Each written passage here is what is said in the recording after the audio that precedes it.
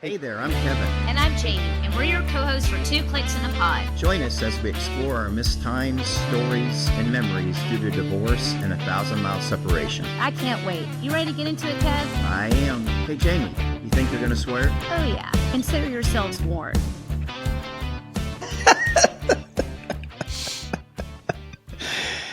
Oh, my gosh. We're already laughing. So welcome back, everybody.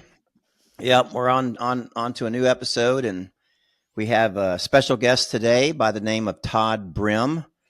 I've met Todd through kind of a strange circumstance of Suzanne and I getting together in our relationship, and just I know that they were friends on Facebook and reached out, and he kind of came into my knowledge based upon that, and she was telling me all about Todd and his past and what he's involved with, and the man has more education than I think I can even put a pencil and a paper to. He's very, very well learned, and we brought him today in meeting and kind of going back and forth, and just we kind of exchanged just the love of motorcycles on Facebook, and then it got into a deeper conversation of just a book that he had put out, and the book's title is "Does God Exist?" And this really hit home for me as Jamie and I were talking at the same point in time, just some struggles with faith, and in particular, her bringing it forward that we had gotten on a conversation about God and just religion and beliefs and this and that. And she informed me that she was really just kind of in a struggling moment. So when I found out that Todd had just released this book, or it was available, he brought it to Suzanne's attention, and I went out there and bought a copy and read through it. And anyway, let me introduce Todd and where he's been and a little bit of his history, and then I'll get into what I thought of the book. But Todd, he's a veteran of many different branches of the armed services. He's a veteran of the Navy and the Army. He has served as an instructor with the U.S. Army school system for the Army Reserve. He's a retired police department officer and a detective that worked for the Louisville Metro Police Department, retired, I believe, in 2016, serving as a detective, negotiator, a member of the bomb squad, and a first-line supervisor. He's a graduate of the Southern Police Institute and later briefly served as an officer of the FBI Joint Terrorism Task Force. He's been a law enforcement instructor for many years, 16 in fact, and taught military history and criminal justice as an associate professor of military science adjunct, respectively. He's earned a Master of Divinity in 2005 and a Master of Arts in Criminal Justice in 2013.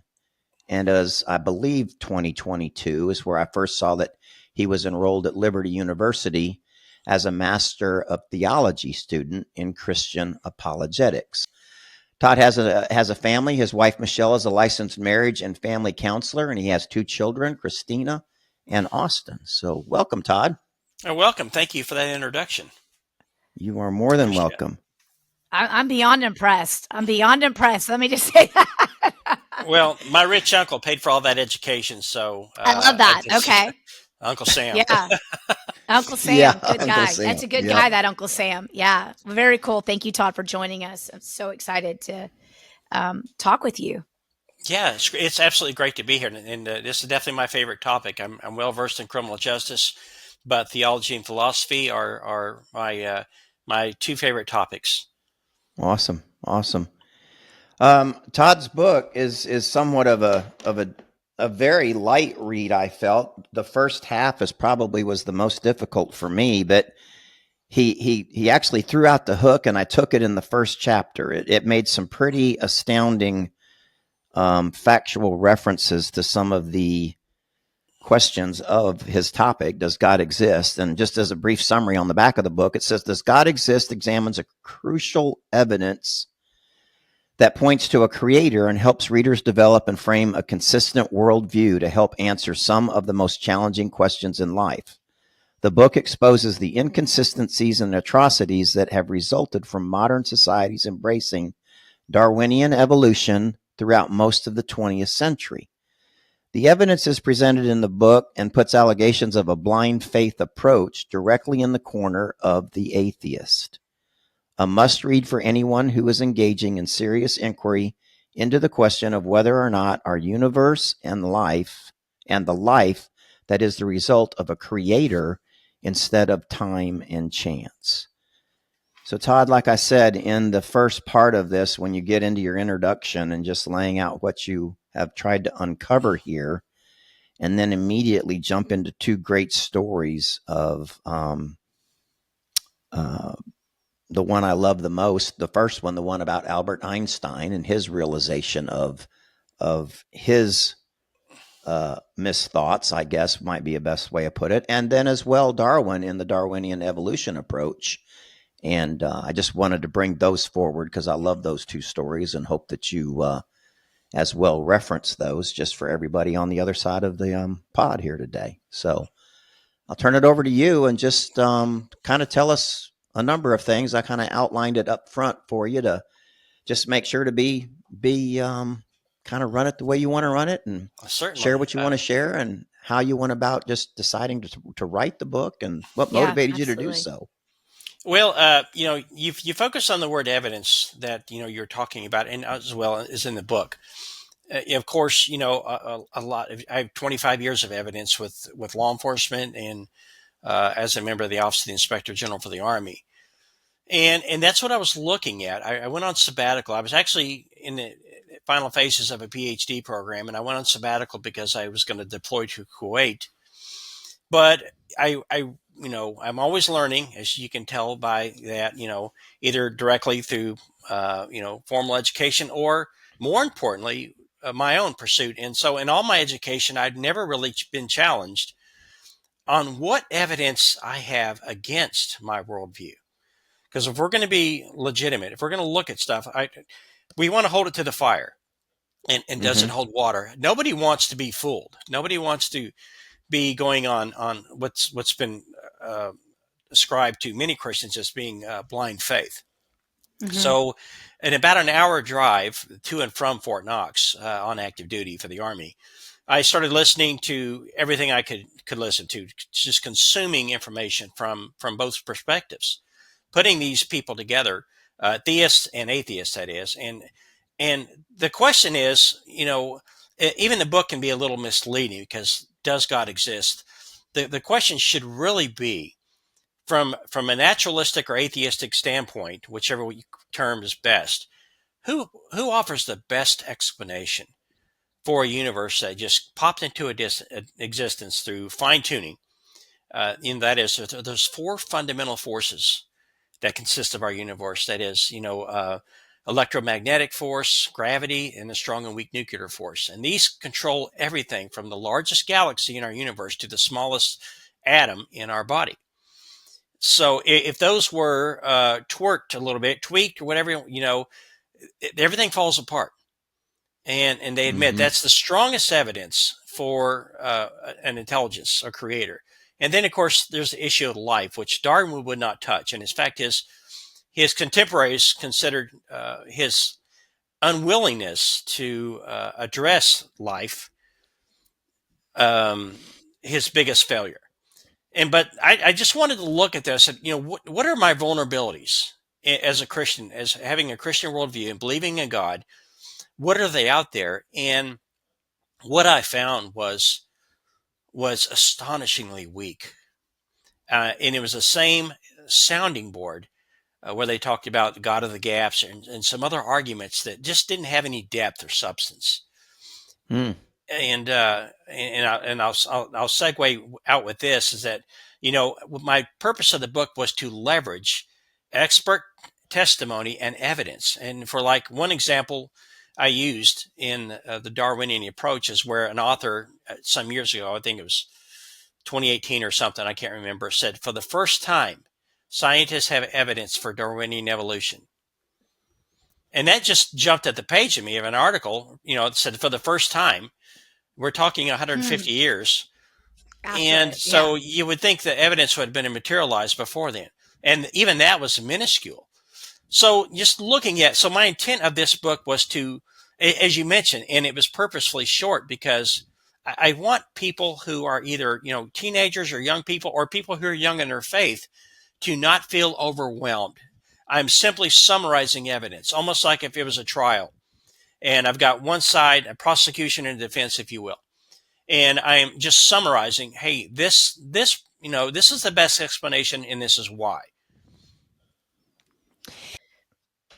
I was going to ask you, Todd, I was curious because you kind of dove into, you mentioned you took advantage of your 1 hour commute and just started listening. But was there something specifically or a conversation or things you were hearing that made you want to start? I guess what I'm going into is what started the initial, I'm going to start really diving into this. Well, again, when I went on sabbatical for my PhD program, I wanted to find something that challenged me intellectually, and so that was it. Like, what question, if there is one, is questioned but not asked from someone with a Christian worldview, that we have to say that sometimes we get accused of saying, well, God did it. Well, we don't know. Well, God did it, and that's not it at all. There's legitimacy behind evidence-based efforts, if you will, that I wanted to find. I just wanted to, because I'd never taken an apologetics course at seminary, and that was 4 years. That was almost 100 hours of graduate level research. That was honestly more difficult than my doctoral work.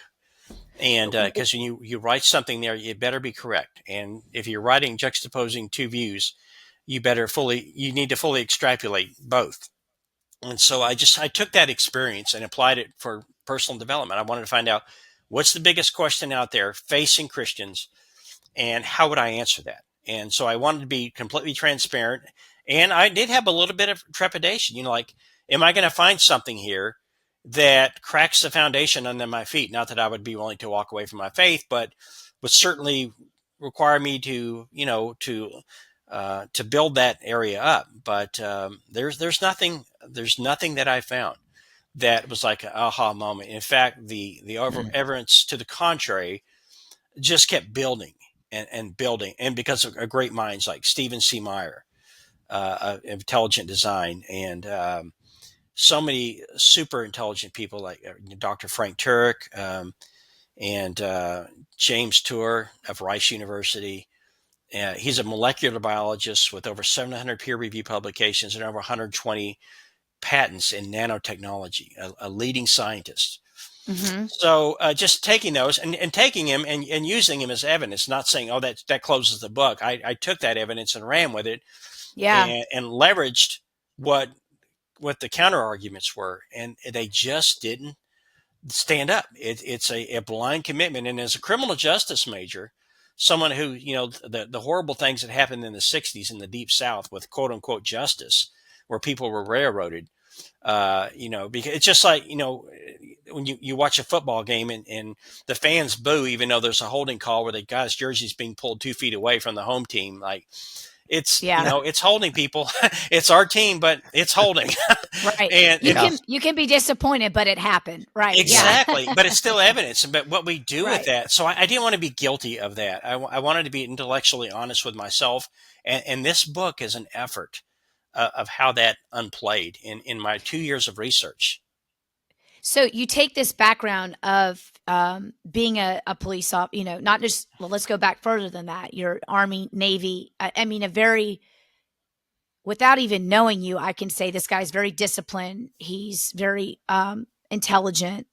He's obviously learned a lot of things. So I imagine you tackling this with and I'm a big true crime person. So I imagine you with a giant whiteboard. And I'm curious, is that kind of the approach you took? All right, I'm going to sit here and build a case. You mentioned I think kind of approaching it that way with a defense and a prosecution, Yeah. Talk a little bit about that. Sure. How you actually dove into the intent to get the message out there. Well, the first thing you have to do is define terms. Any type of research, you have to define terms. And one thing, in fact, I'm considering another article I'm writing, is I want to look at, because when you hear arguments for the Christian faith, they'll say this proves this or this proves that. Well, no, proof is a subjective term. If I provide evidence to you you would tell me, okay, yeah, she provided me the evidence, and to me that proves this. But I can't push my proof on you, because what what you're willing to believe is how much you're willing to open up and consider evidence from an unbiased standpoint. It's like a voir dire. When I get called for subpoenaed for police duty as a police officer, or jury duty rather, as a police officer, I know that the defense is going to strike me because that they're concerned with the bias that I would bring, and so everybody has that intellectual bias. So dealing with that and realizing, bringing the self-awareness to that. But moving on, as far as the evidence, so I wanted to find, number one, relevant, academic professionals that were well known in their field, leading at times, and you also wanted to get evidence or research that was timely. You don't want to reach back 20 years to put that up against an argument or something that's hot off the press. So just looking at that, so each stem of approach, each line of effort, again, from the universe standpoint, I looked at experts in astrophysics or physics, and I leveraged those individuals against themselves. For example, when you look at one of the greatest critics of Christianity, is a scientist that he wrote Richard Dawkins, and he wrote The God Delusion. Thank you. And so it's this 400-page book written by a biologist, intelligent biologist. He's from Oxford. And so he writes a book, The God Delusion. Number one, there's two things in that. Number one is a theological term, God. Second is a psychological term. Now, why is it that biology professor, well known, one of the most outspoken critics, gets to write a 400-page book on a theological and psychological construct? When I look at the review of his literature in the back, he has 4 references from psychological sources, 4 out of 400 pages. If someone tried to do that, and he's only published maybe 24 articles in his expanded career. I think he's an emeritus now, but I'm not certain. And that's going to give me that's going to cause pause, if you will, to question your intent. And it's just a complete diatribe against anything religious. He doesn't like, and there was 3 intellectuals, Richard Dawkins, the late Christopher Hitchens, journalist, and a couple others, and they were called the 4 Horsemen. It was about 20 years ago. And the problem is they want to transfer their authority from one field onto another. In other words, they're a medical doctor, and they're jumping in to be experts on philosophy and theology, or they're biologists, like I said, and they're jumping into theology. I love it what one professor emeritus said about Stephen Hawking. And because he wrote a book, saying that God does not exist, and it shakes a lot of people, as it would me as a young person. But the professor emeritus, and his name escapes me right now, he said, I know Richard Dawkins, of course, when he was alive. He said, Richard Dawkins knows little about philosophy, and even less about religion, and I would not give any weight to anything he says on these topics. So we have to consider that just because someone is super smart, it doesn't mean they're objective. And so, again, that's what I wanted to be. I wanted to be objective about my faith and say, hey, did I address everything?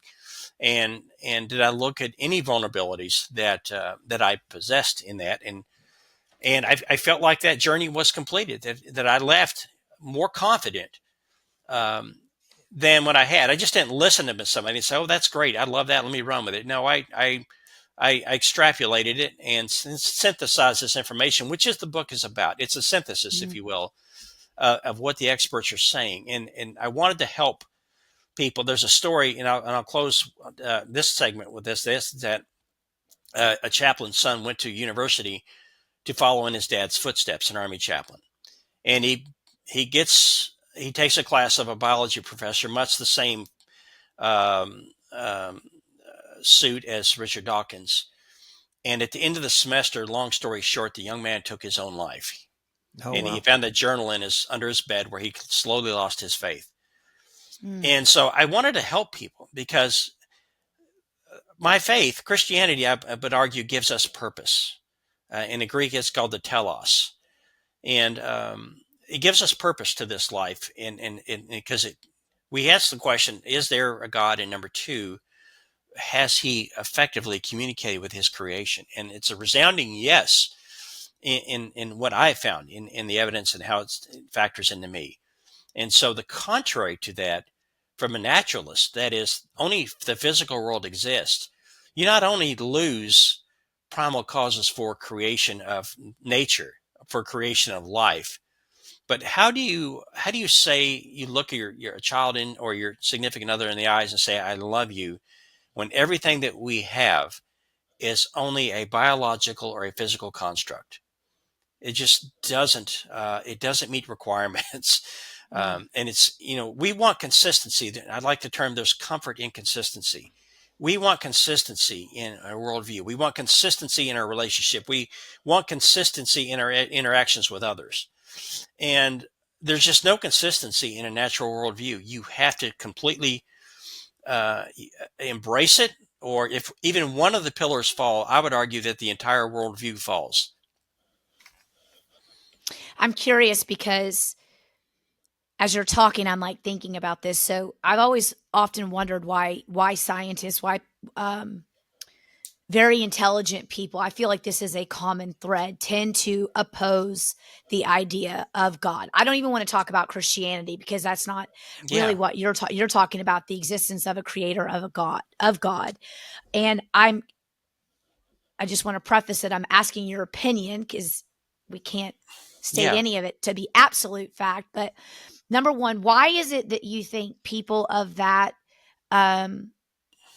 profession, a scientist, a highly intelligent, highly learned person, make such an effort to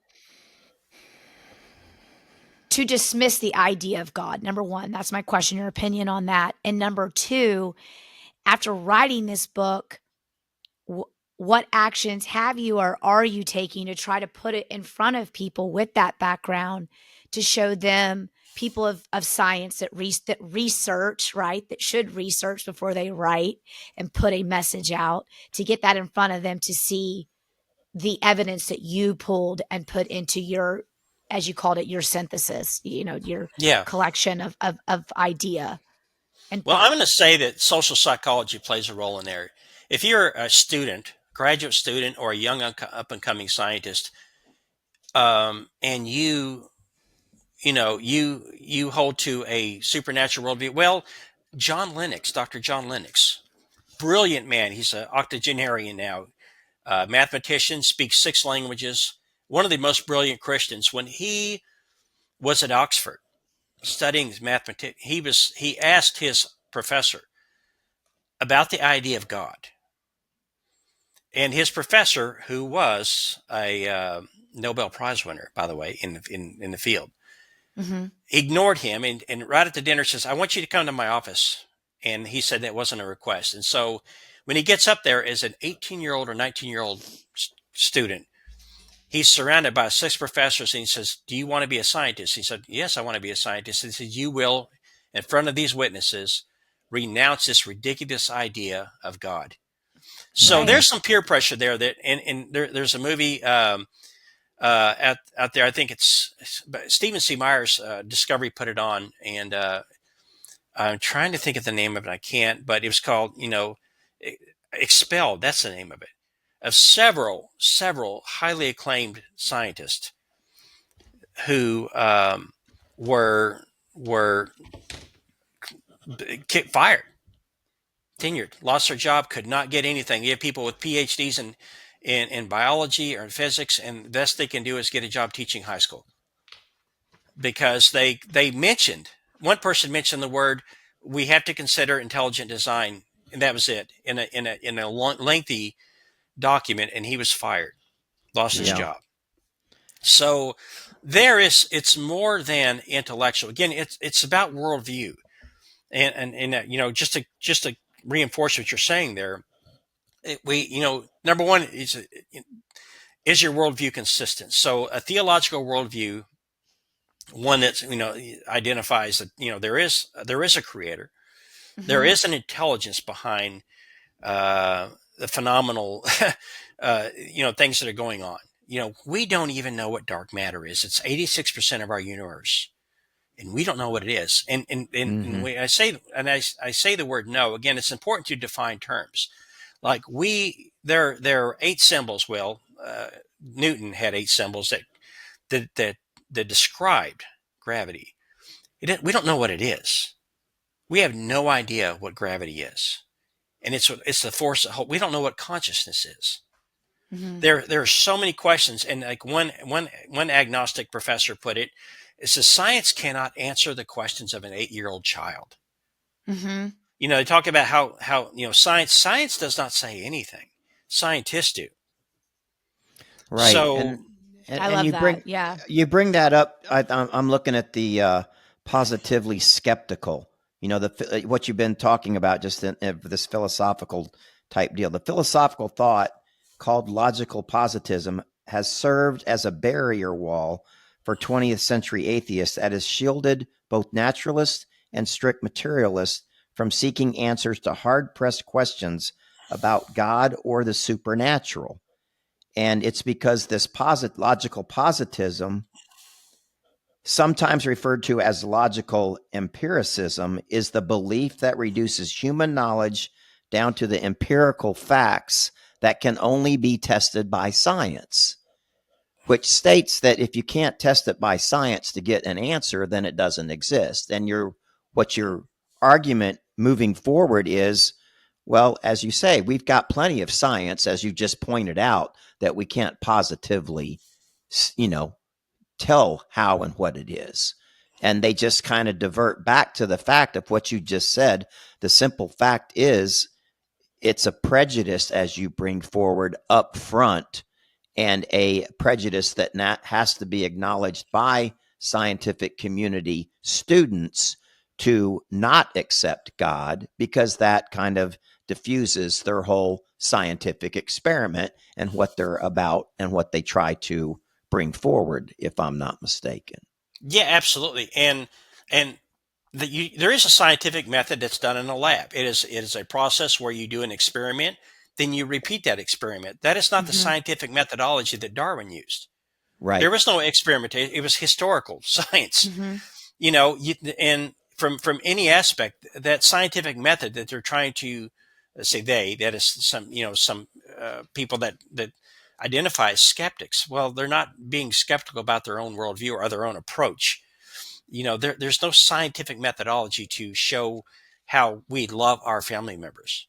There's no Mm-hmm. scientific evidence. How do we get there? I mean, because in history, in archaeology, in so many things, it comes back again, falls back to the word evidence. Is that we look at evidence that something occurred, and we let the chips lie where they fall. We don't manipulate them to frame a picture that we want in spite of the evidence, and that's what you see, because university is supposed to be a diversity of ideas. I'm an Mm-hmm. adjunct. I've taught for 10 years, and I certainly promoted that in my classrooms. I just said, if you have an opinion, don't tell me what you think or what you feel, because the blue collar worker down there putting the cable line in, he's got thoughts and feelings too. Where Mm-hmm. is your critical thought that leads you to this conclusion? Mm-hmm. I just want you to back it up. I don't care what that is. But we see that, and I experienced it myself in multiple capacities. And when I was a PhD student on the FBI task force, I had graduate students with me trying to tell me that fentanyl wasn't coming from China. I mean, Mexico. It was coming from China. Well, yeah, it's coming from China. And when they dump it off in the canisters and off the Mexican coast, and the cartel gets it, mixes in their product to move up here. But just there's no room for closed-mindedness, and unfortunately, Christians are often the ones, and sometimes they are guilty of that, of course. Mm-hmm. But Mm-hmm. closed-mindedness is when you barricade yourself off. Skepticism is just 180 degrees. In other words, from your perspective, from left to right, everything out in front of you. Whereas skepticism should be a 360 degree that includes yourself and your own stance. Mm-hmm. Mm-hmm. Mm-hmm. I'm curious, Interesting. the polarizing opinion of a belief in God versus the atheist who doesn't, how far back does that goes back forever though, right? This isn't a new thing. I mean, there were probably always challenges. So um Well, the maybe the one scientific thing that's held true is that it's always been there, right? Like this is an argument that has gone forever. Yeah, I mean the Greeks were huge about this. I mean, the founders, basically, the founders of philosophy, Mhm. and the questions of matter, of evil, and this unifying force. They had concepts of that they believed that there are atoms, which there are. Mhm. But it's a scientific revolution that created a foothold, and that I cogito ergo sum. I doubt. I think therefore I am. Someone wanted to doubt everything until it could be proven in a scientific method. Well, that doesn't apply to Mhm. this, and it's not we're being naive. It's just there's an application, there's a method. You can use quantitative methods, you can use qualitative methods to look at data, or you can use mixed methods. You can several approaches to finding probabilities, and that's what we're doing in life. We're operating on probabilities. The probability that you had full confidence that the probability that when we got on this platform that it was going to work, that we were going to get this podcast going. We live on probabilities. You have no proof that when next time you press your car brake that it's going to stop, but we live on probabilities, Mm. not on scientific 100% fact. Otherwise, we would be paralyzed in Mhm. everything that we do, from relationships to going to the store. But the scientific revolution, again, it led to the Enlightenment, and Darwinian evolution catapulted us into the secularism of the 20th century, and we've seen where modernity left us. Hmm. With this idea that we can control our own fate, and if you ask me, that is the nexus of secular humanism. It's about me, and it's about my ability to control what I want to control. But this idea that we can control our own fate, and the United States was the huge proponent of this through the eugenics program, and where we felt that we could flush out bad genes from undesirable people that were misfits. We were the first entity to introduce um, laws against reproduction.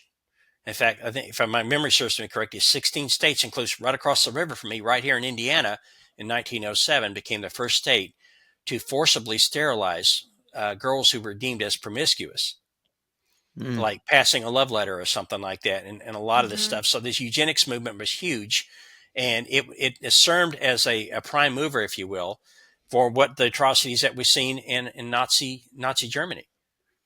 A lot of people don't Interesting. understand that prior to World War One, the Germans, the German army, wiped out an African village in the name of eugenics, and the German people rose up, and people were fired, people were faced serious trouble. They were appalled at that.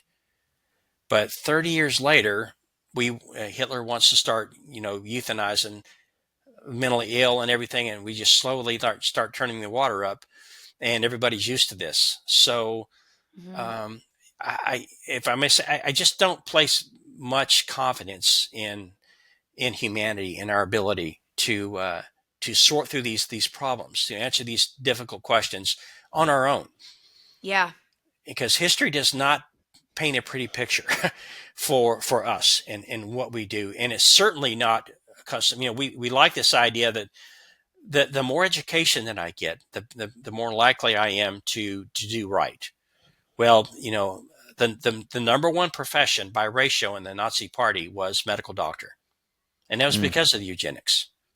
Mhm. So, we cannot do that. And, the Stanley Milgram experiment sort of extrapolated what was going on some, because for every doctor that was doing these evil things, and I hope I'm not getting too far off traffic here, No, you're good. but for every doctor, there was transporters, there was people that drove trucks, there was nurses, there was medical assistants. And when he did the Milgram experiment, the end of the story was there's only three things that has to happen for someone, good people, well-meaning people, I'll say, to commit horrific acts. Number one, if the act is legal or sanctioned.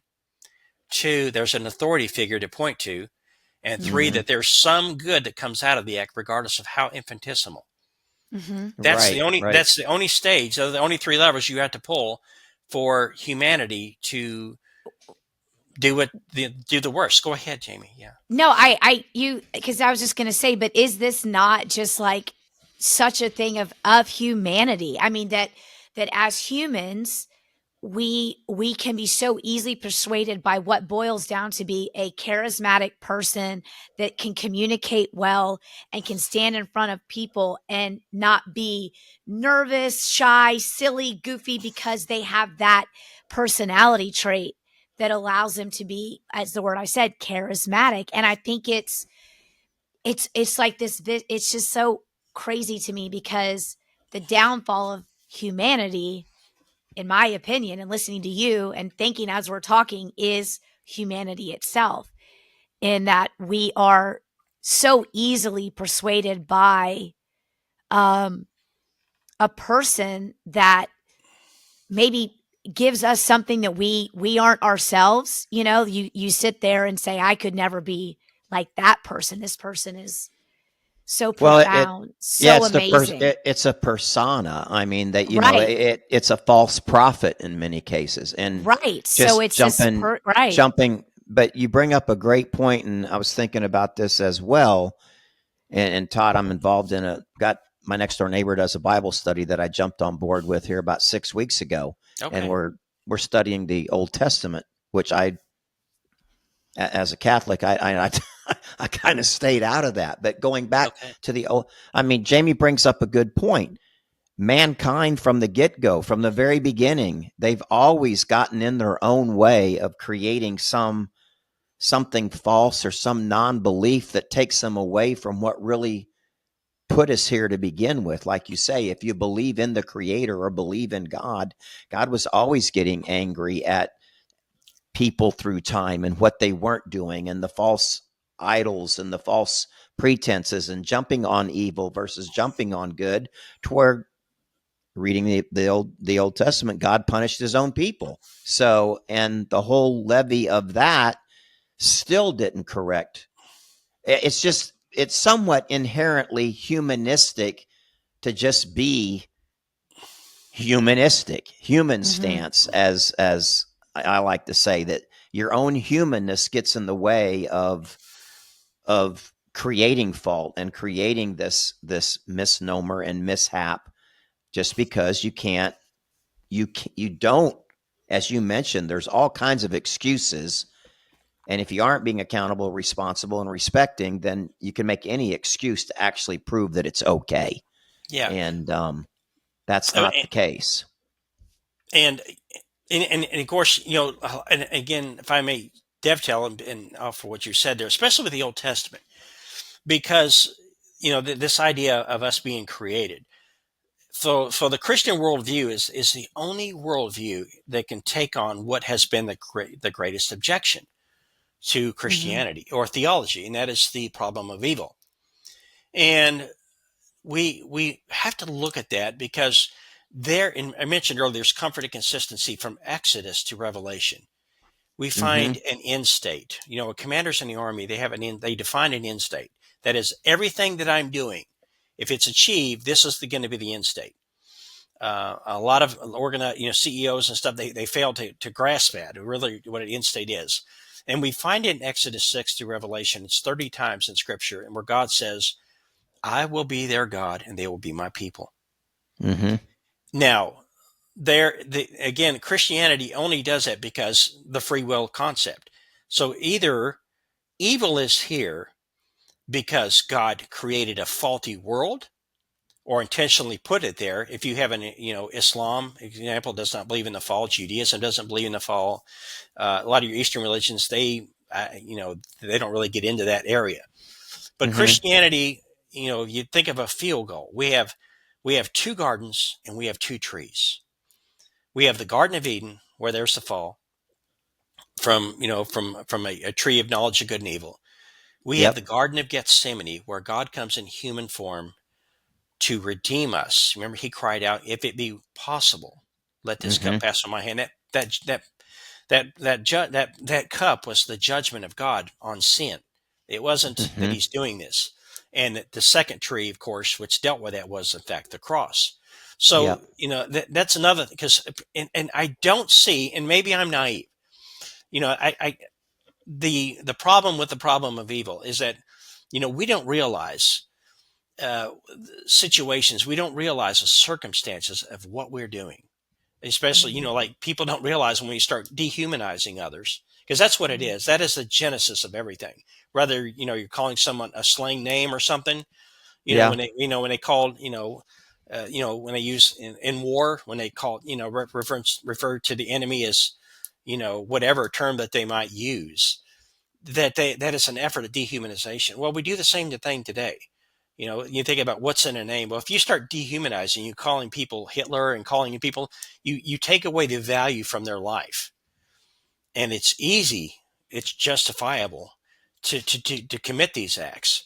But the amazing thing is that the message is consistency as you peruse through the Bible, and always, and from a theological standpoint. Again, this is a philosophical and a theological question, both.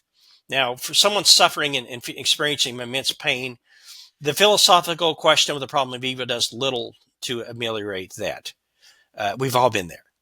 We don't want to hear about the philosophical aspects. We just want somebody to be there with us. And sometimes in chaplaincy, it's called the ministry of silence. Just sit there. You don't Yeah. have to say Sit anything. You there. don't have to. You don't have to. There's no words that you can speak. But to step off into the lane of the philosophical approach is that the only conclusion that we have in our limited knowledge. Again, we do not understand even what gravity is. We don't understand what consciousness is. We only know the speed of light because we divide it by two. We have to send it out and bounce it up. We don't know if it's determinate, consistent speed or what. So we think we understand a lot. So I'm willing to look at the evidence that God loves us and say that it's probabilistic that there. And remember when Jesus asked in the garden if it be possible, that's just it. It wasn't possible. That Hmm. the free will equation that Spinoza, a great philosopher, introduced, it seems the most logical. Again, we operate on the concept of probabilities. Someone can take a misunderstanding of something and say, well, I'm going to jettison the entire argument. Well, that's up to them, but that's not true skepticism. That's not Mhm. evaluating our own theory. But the fact that we have that, and and of course, a lot of people misunderstand um, the use and the application of hyperbole in the Old Testament, like when God says, "Hey, wipe everybody out of this." That's the same hyperbole that you would see in the Middle East when a U.S. and America, U.S. is invading Iraq, and the Iraqi Yeah. foreign minister is going to say, "We've destroyed every soldier. We didn't." Well, he's not lying. He's engaging what's called Middle Eastern hyperbole. It's a Hmm. cultural narrative that's commonplace, and that's still going on today. The story of Chris Kyle, that I think, no, it was, yeah, the Navy SEAL who was rescued by the Afghani people, the villagers. Yeah. Yeah. Well, that is from a tradition that dates back even to the time of Abraham, where if there's a stranger in your village who needs help, you are entitled to rescue him. That is straight from the story of Lot.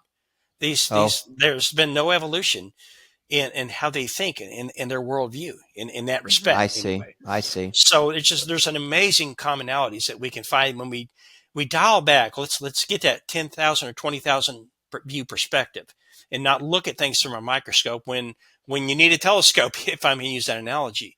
So there's Hmm. a lot Hmm. in there, and I encourage you as you look at that. But again, we're looking at this, the evidence, and the evidence is clear. That God loves us. We're in a fallen world. We are hopelessly unable to redeem ourselves. We are, if there's anybody that can mess things up, we're going to do it. There's no Mhm. politician, no leader, no nothing that's going to provide the relief that we need from our own conditions, because we will find a way to really mess things up. And look at the Apostle Peter.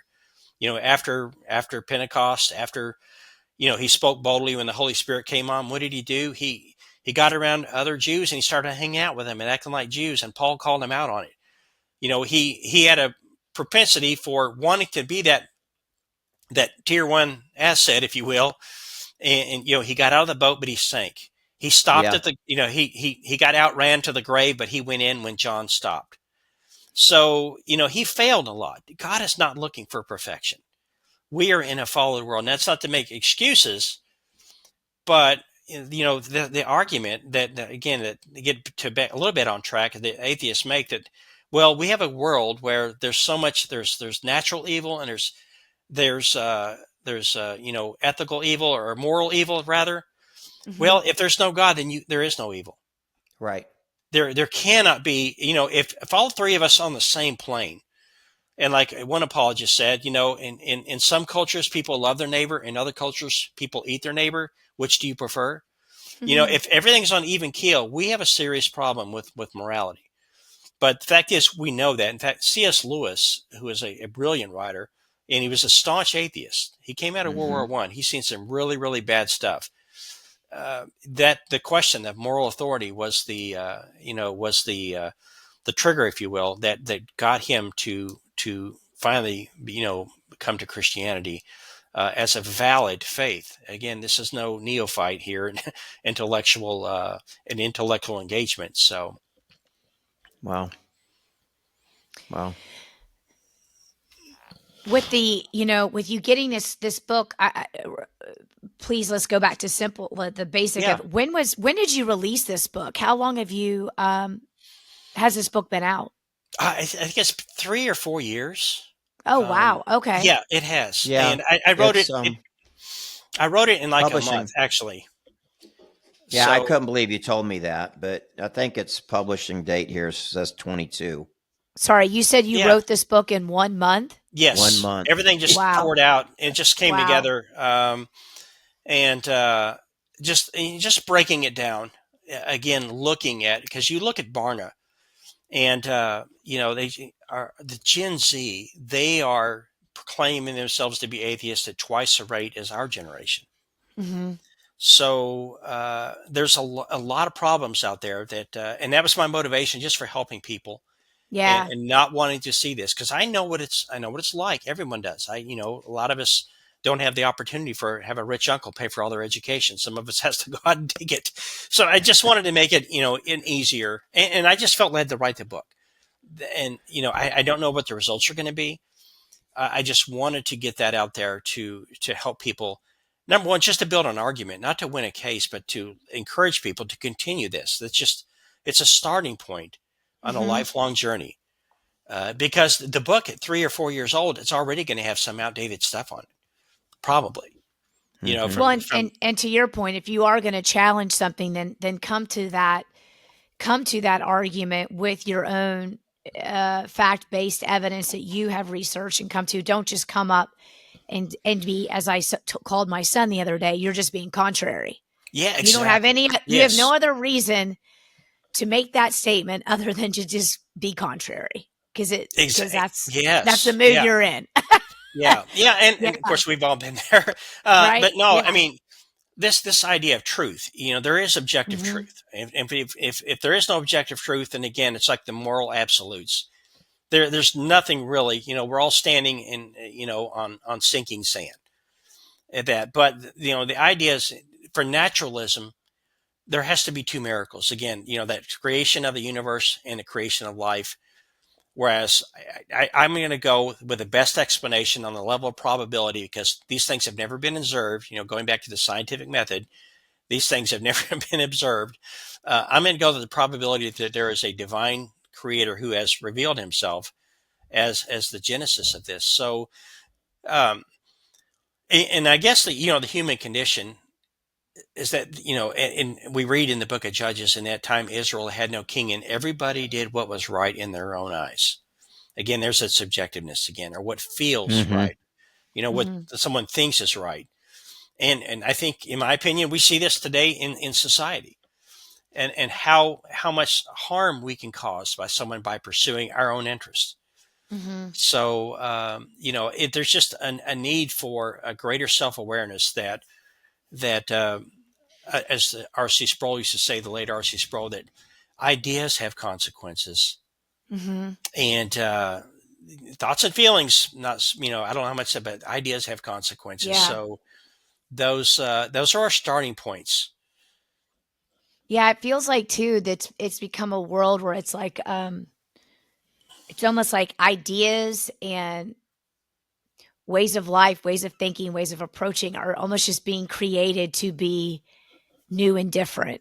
And You're you absolutely know, right. I mean, we had you wonder modernity. why are we trying to make things more it's like life's hard enough, right? I mean, it's a question to me, why through time, through generational change, you mentioned Gen X, Yeah.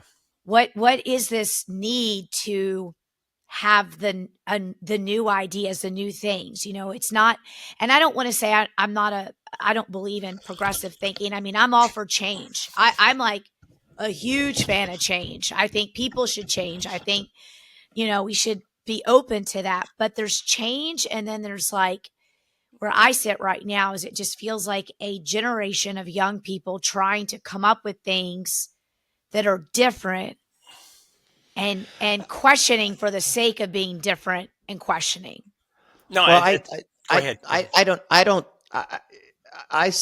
when you say change, I think, yeah, there's change. The thing that I feel is creating a lot of the problem is everybody is trying to relax the rules of life or relax the rules of what embodies good.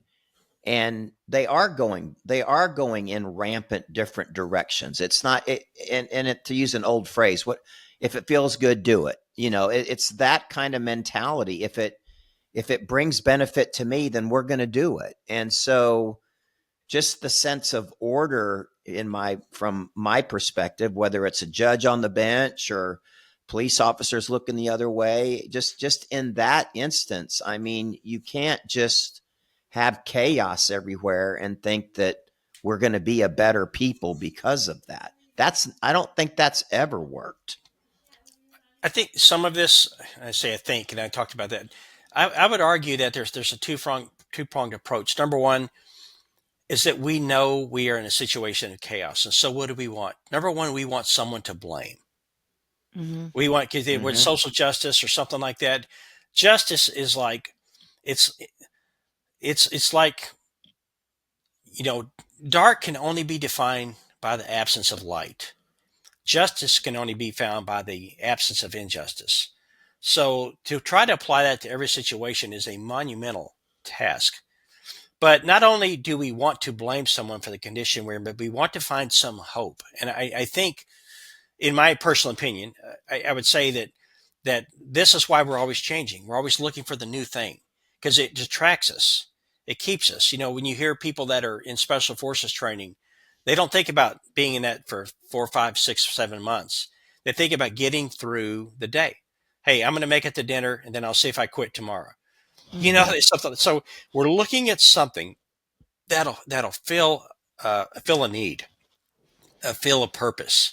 Mm-hmm. And there's a lot of good stuff that we can do out there, but we have to realize that the little things that we do, they're they're they're a they're a way, but they're not a means to the end. They're just something that, number one, we are, I think we are called to serve each other.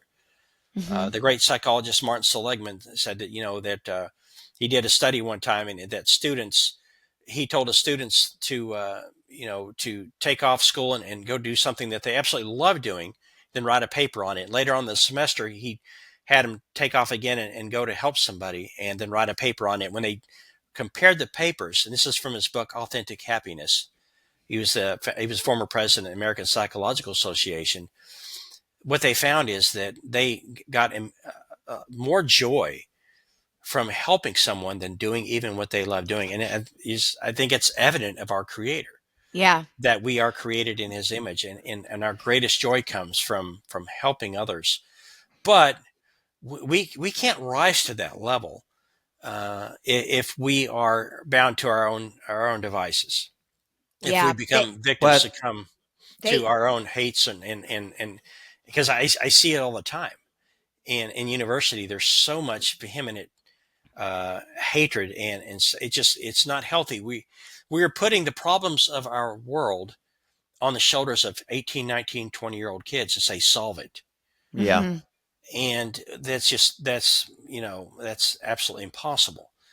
And so there's a cost. And now we're getting off stage. I'll get us back on there. There's a cost to activism, and it's Mhm. social, emotional, and well-being.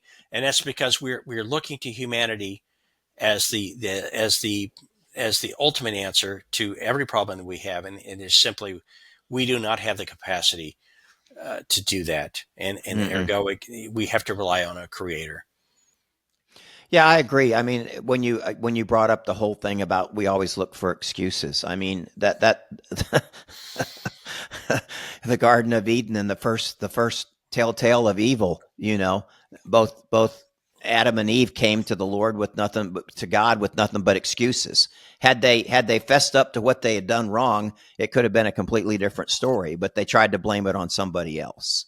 And I think that's a good lesson learned, and better yet, one of the first lessons learned that that's who we are. That's what we tend to do. And you are bigger and better if you just be accountable for your actions and responsible for the way to become something other than just falling into that trap all the time. But everybody seems to just think it's okay to fall into that and not pay any consequences. And it just kind of it's a little demoralizing as is how I feel about it. Is just be accountable for doing good, not constantly just doing what you think should be done or what shouldn't be done. Well, So back to Yeah. Jamie's point, you have modernity, modernism, then you have postmodernism, then there's another offshoot from that. And so, we if someone can cast a nugget out there, and if you see in scientific literature as they try to promote Darwinism, something may, or this may, or that may, they always put that caveat on, or may, like, well, what does Mhm. that even mean? mm-hmm. May the sun may not shine tomorrow. you know so Yeah, scientific journalists, they're not, they're they're not too scientific in some of their conclusions, so, and they're creating situations where it seems, okay, I'm comfortable. Someone said there Mhm. may not be a God, so I'm comfortable doing things, keeping things my own way, and Mhm. doing things as I will. And so we can find those. And again, it's not evidence; it's hope. And from a Christian worldview, I didn't want to base that on hope, because in Yeah. my book, there's no pastors that are interviewed, there's no preachers, there's no priests or anything like that. This is science versus science, yep, and yep. collaborating. Because I engaged a scientist one time. He's actually a Christian now, but he believes in Darwinian evolution. I asked him about one of the problems, because a lot of people say that we're 99% like chimpanzees. Well, no, we're not. It's like Mhm. taking, if you take a Volkswagen and a Mustang, and you take all the parts that are different. Now, this is not a very good illustration, but it's the best one I can come up with. And you look at what's left. Hey, they both have four wheels. They have a trunk, and they have an engine. They're 99% alike. But he said, and his question was, he asked me. Of course, I had 42 hours of PhD work in statistics and other stuff. He asked me, "Have you taken any doctoral level medical classes?" Like, and they're like, "Hey, don't question me because I have this level of knowledge." Like, oh no, you put yourself out there when you posted your book, part of a book, Mhm. Four Views on Evolution. And I Mhm. Yeah, just wanted to question it, because if we assume that, hey, you don't have this level of knowledge, you can't possibly know the truth. That's arrogance on its highest level. Yeah, sure, 100%. sure. Yeah. Yeah, Well, because 'cause we're all capable to learn and to evolve in our own thinking and learning, right? Like, to say you I mean, I could say I don't know anything about this today and know about it tomorrow, because I take, to your point, to being someone who continually wanted to learn, you know, think about how much, but that's effort you put in. It's not that you weren't capable. Anybody's capable. Not everybody does it. Absolutely. but but we are all capable of doing that. I think it's interesting you mentioned in your example about the professor that had the students go out and do something they like and write about it and go do out and serve. And I don't know if you've listened to to our pod, but I've talked Yes. about numerous times a book that my friend turned me on to called The Good Life, and it's about the Harvard study that followed trying to pinpoint what is it that makes a life a happy life. Yeah. And one of the chapters they focus on is that happiness comes from serving others, and whether that be in a sense of to that teacher's thing of, hey, go work at a homeless shelter for the day, or go it can be even simpler than that, and that you are serving your family, as a wife serving my husband, or as a mother serving my children, doing things to put um, the needs of others before your own. Mm-hmm. And when you think about that, it's something that I do believe fundamentally comes from a Christian faith, and, an act of service for others. And if I say this a lot, that if we all would just start each day with the mindset of, I'm going to be the best person that I can be, and there's different facets of what that may be, what a better place we would all be living in, right? Yeah. And to your point about putting so much pressure on this new generation, but you don't hear people talking about this in the simplest of ways of saying, hey, 18-year-old, just wake up tomorrow and do your best to be a good person. To your point, don't dehumanize others. Don't look for that easy joke at the Yeah. sake of another person. And I think that's sad, that we don't talk about things enough in just that simple way. And I appreciate you sharing that story about the professor who did that, because Yeah. I think that's very interesting. Yeah. Yeah, and Mark Seligman, he was the founder of our MRT program. But to segue off that, one thing I forgot, they have tasked them with the difficulty of solving all these problems, but they've also removed objective truth. Mm. Yeah. Yep. So they've given them a map, but there's no. You have to reference your map to magnetic north when you're going to navigate. They've removed magnetic north from them, and everybody's Right. putting their map in their own orientation, if I can use that military term there. But and back to that thing, that is the whole life that Christ lived, was serving others. Right. And we see that why do we collectively as society, why do you have such disdain for this name of Jesus? So it creates problems. So back to the book, is there a logical reason to believe that this person, number one, it's overwhelming evidence that he existed, but Right. two, that he was risen from the dead.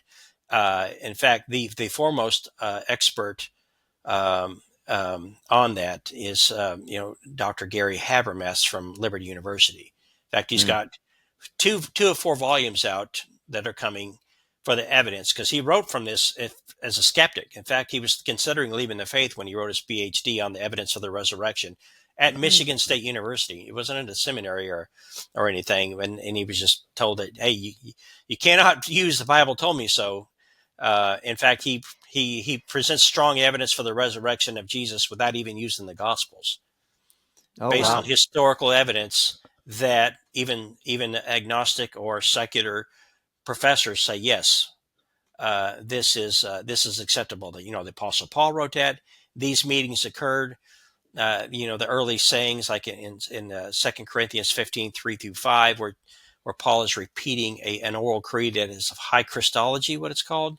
And so these evidences are out there. But if you find someone who's willing to be a sounding board for the contrary, if that feels comfortable, in my article that just came out today in the Southern Evangelical Seminary journal, it's critiquing the historical critical methods of Bart Ehrman, who is a brilliant man of New Testament and Greek, but he is, according to other historical experts, especially on oral history and oral tradition, he has missed the mark seriously on this, in trying to ascribe the deity of Christ into a game of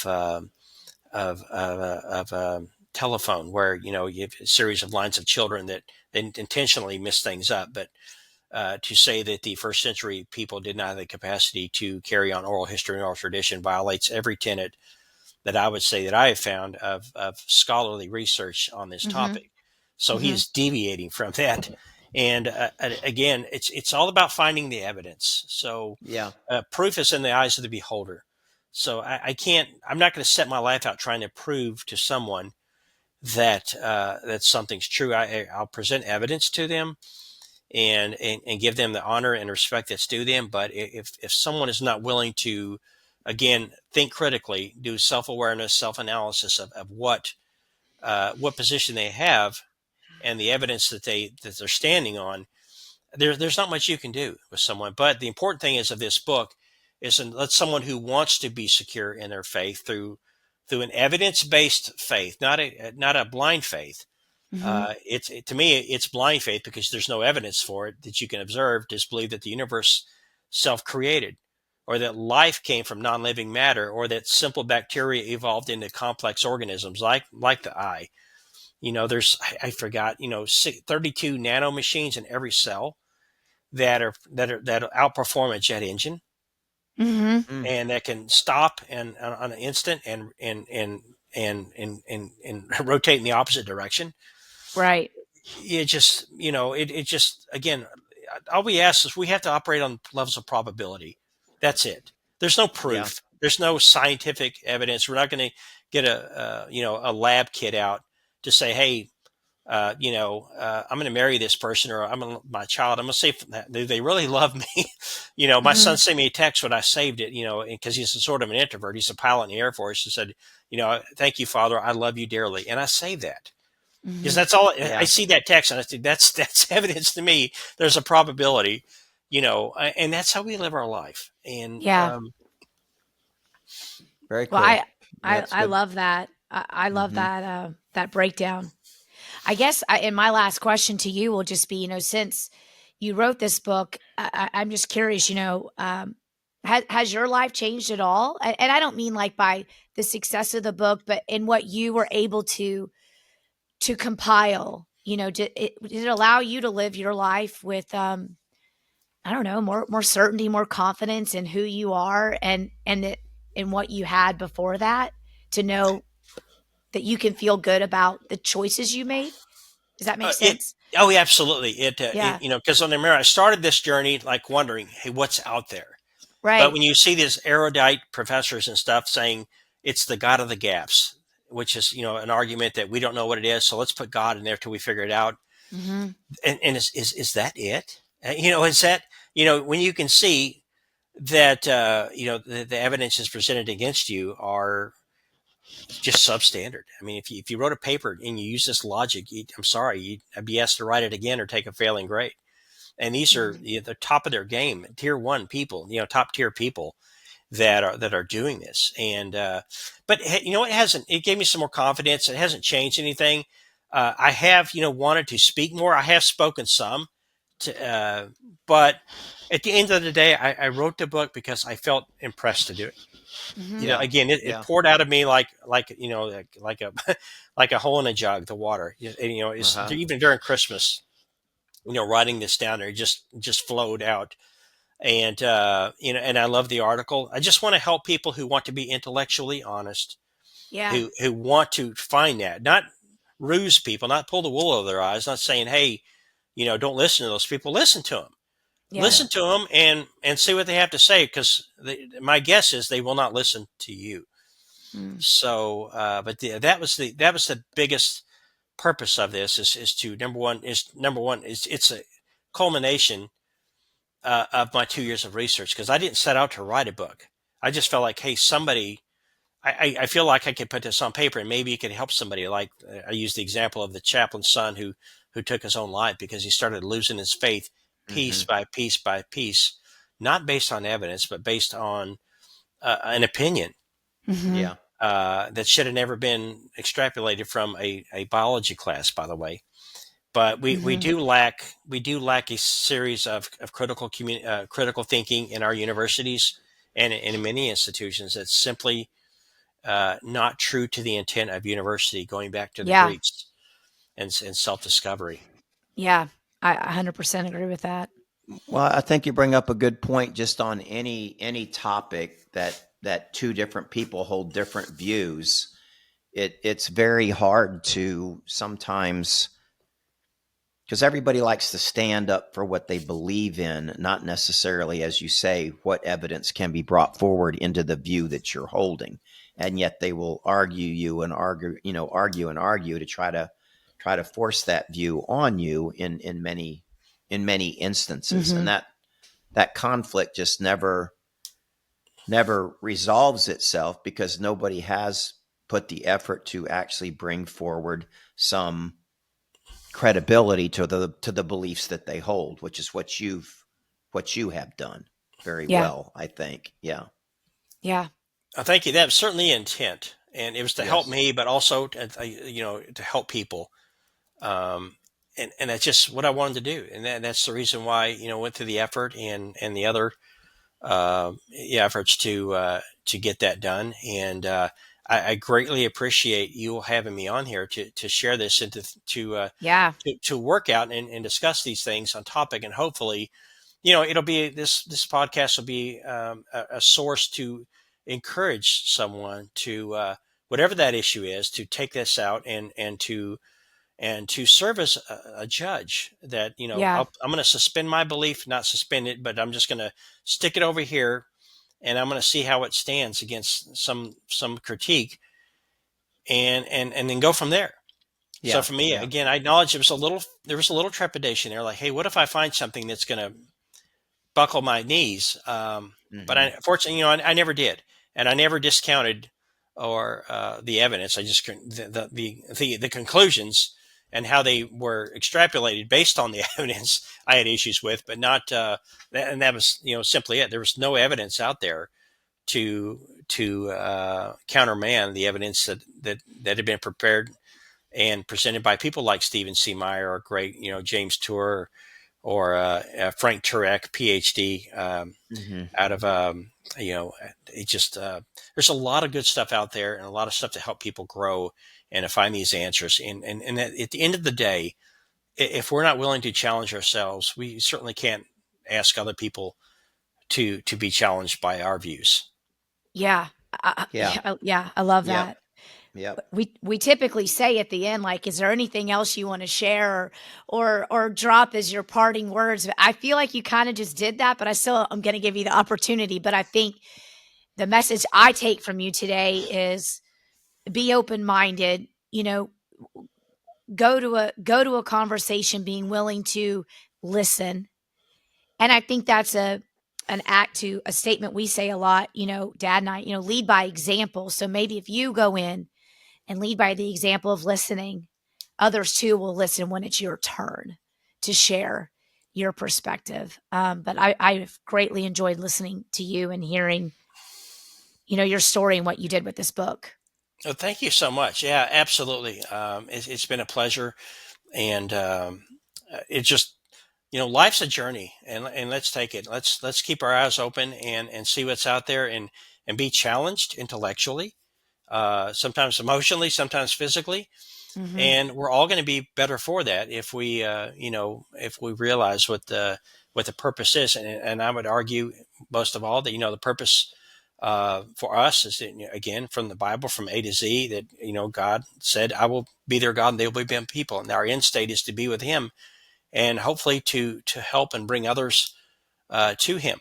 And that was the whole purpose of Christ, Emmanuel, especially this Mm-hmm. time of Christmas, God with us. And that's it.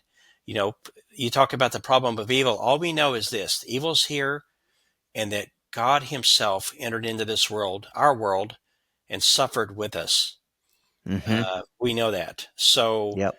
let's consider that as we look at this whole context of things and objections that we have. But I wish you all a very Merry Christmas to you and your family. Thank you for having me, and Yeah. to all your guests. And I hope that this is fruitful and something that can be passed along and shared for consideration. Oh yeah. Yeah. Good deal. Absolutely. And I know I got my book on Amazon. I'm sure everybody can grab a copy there. And is there? that's probably the best place to grab it, I would guess, is on Amazon. There's also Kindle version, and I would say, Kindle like version. you said, with the ease of the reading.